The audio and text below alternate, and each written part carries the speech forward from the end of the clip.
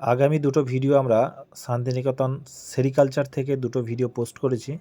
তার সেই ভিডিওর আজ থার্ড পার্ট। আজকে বলা হবে রেশম পোকা যেগুলো আছে তাদেরকে কিভাবে ফিডিং করানো হয়। 5টা স্টেজে ফিডিং করানো হয়, first, second, third, fourth and fifth stage. তো কিভাবে ফিডিং করাতে হয় সেটা আমাদের ম্যাডাম দেখাবে আপনাদেরকে। তো অবশ্যই সম্পূর্ণ ভিডিওটা সাথে থাকুন। ফার্স্টে যে এই পাতাটা খাওয়াতে হবে, মানে একদম কচি পাতাটা কুচি কুচি করে একদম শাকের মতো কুচি কুচি করে খাওয়াতে হবে।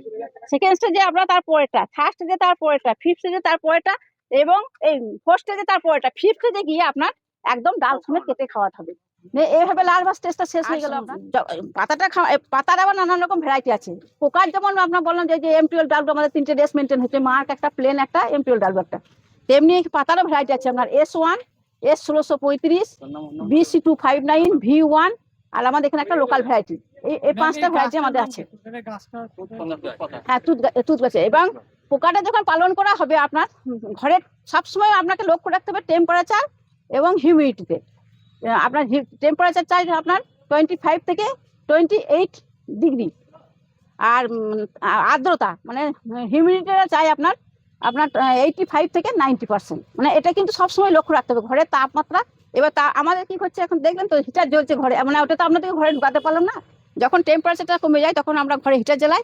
আর গ্রীষ্মকালে আমাদেরকে এসি, এবার চাষির ঘরে তো এসি মেনটেন করে ঠিক হবে না, তখন আর কি দরজাতে এরকম মানে খসখস ঝুলিয়ে হিউমিডিটিটাকে, মানে আর্দ্রতাকে রক্ষা করার জন্য খসখস ঝুলাতে হবে, ঝুলিয়ে আপনার ওখানে জল স্প্রে করতে হবে। তাহলে হিউমিডিটি ঘরে থাকতে, হিউমিডিটিটা বাড়বে ঘরে।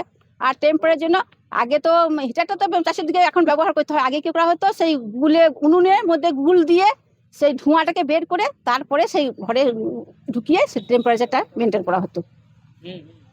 বুঝতে পারলেন তো? সবাই শুনতে পেয়েছেন তো? আর পাতাটা বুঝতে পারলেন কোন পাতাটা কখন খাওয়া? হ্যাঁ, প্রথমে আপনার ফার্স্ট স্টেজে একদম কচিটা, সেকেন্ড স্টেজে তারপরেটা, থার্ড স্টেজে তারপরে, ফোর্থে, ফিফথে গিয়ে একদম ডাল সমেত খাওয়াতে হবে। হ্যাঁ, স্টেপ বাই স্টেপ।